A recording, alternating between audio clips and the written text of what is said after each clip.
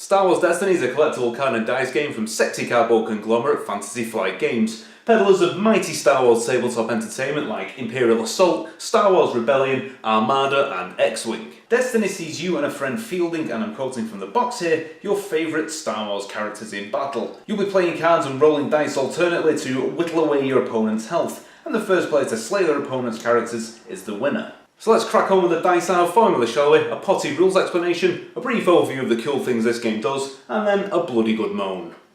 On your turn, you'll take one of several actions. You can play a card, activate a card you've played, roll some dice, use some dice, have a nice rest, or claim the battlefield, which doubles as the first player token and normally has a nice special ability. However, taking that does end your turn. Anyway, we're getting ahead of ourselves now. This game is about cards, so let's take a look at those. These are your characters, iconic heroes and villains of the Star Wars universe, mostly. They all have some health, a unique special ability and some dice. More about those in a minute. Mercifully, there are only 3 types of cards. Events, which are like one shot that can either benefit you or damage an opponent. Supports, which you play alongside your characters and normally have a special ability or some dice, like little BB-8 here. And then you have upgrades. Now, upgrades allow you to buff your characters with either weapons, equipment or more special abilities. And that's great. Gradually making your characters incrementally more badass is fantastic. And when you activate your character, you not only roll their dice, but the dice of all of their upgrades.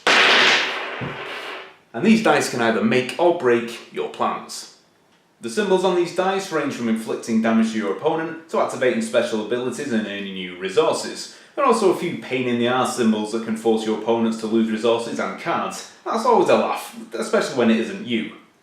Excitingly, they also have a blank side, meaning they do absolutely bugger all, which is fun.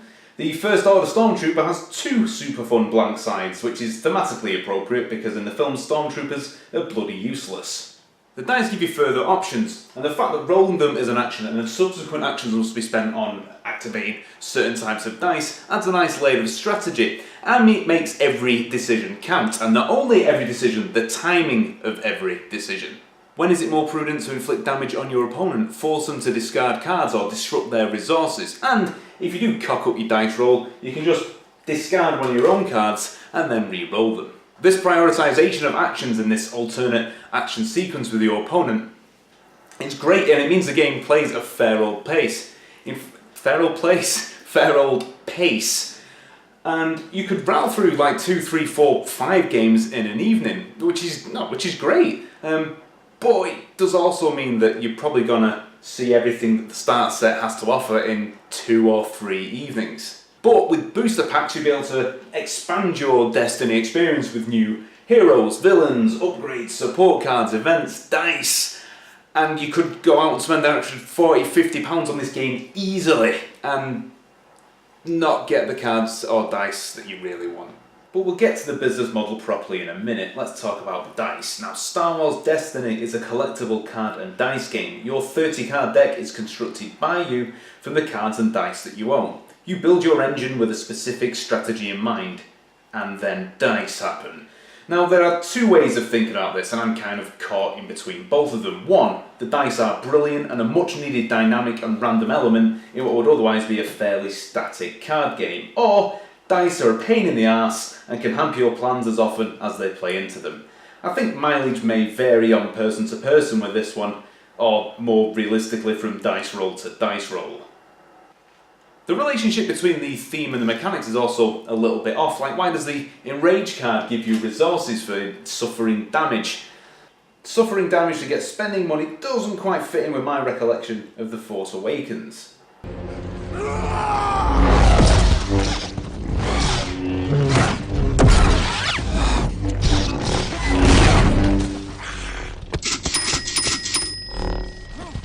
Price-wise, each starter set retails at around £14, which is fine, but if you buy one starter set, you can only really play with yourself, so you need to get 2. Now, in the rules, it says that the minimum deck size is 30 cards, and each starter set comes with 24 cards in it, so you're going to have to get 4 starter sets, and that puts you at about £56 if my maths isn't shit. And then on top of that, you're going to want to get booster packs, and they range from between £2 and £4 depending on where you get them from. And they contain a random assortment of cards and dice, so you could get exactly what you want, or you could get a depressing pack of uselessness. Now let's say you want to buy singles. eBay. eBay's a thing. You can go onto eBay and buy pretty much any Star Wars Destiny card that you want. So let's say you do want to play as your favourite Star Wars heroes, Han Solo and Chewbacca, and then maybe get the Millennium Falcon as well. They'll cost you £25 at the time of recording, each. And let's say you want the 2 dice variant of one of the heroes, that's another £25. That's £100 for 4 cards and 4 dice. Now for £100 you could get the Android Netrunner collectible card game starter set and Imperial Assault, which will offer you 1, a fantastic collectible card game experience, and 2, a fantastic Star Wars experience for you and like 4 of your mates. It's not really that much of a contest, is it? So this game is about going big or going home. Casual players are best stay away because it looks like Fantasy Flight just want you to fuck off. There's a very good game in here somewhere, but it's ultimately let down by its business model. Now some of you won't care about this, some of you will happily go out and buy 2 of each starter pack and spend 50 quid on booster packs without batting an eye.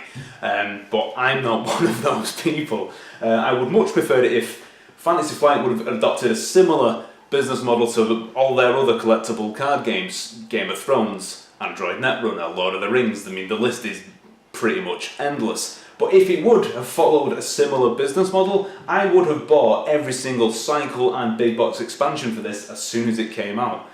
But that's because I'd rather that my money would go to the designers of a game and not just some cheeky bastard on eBay.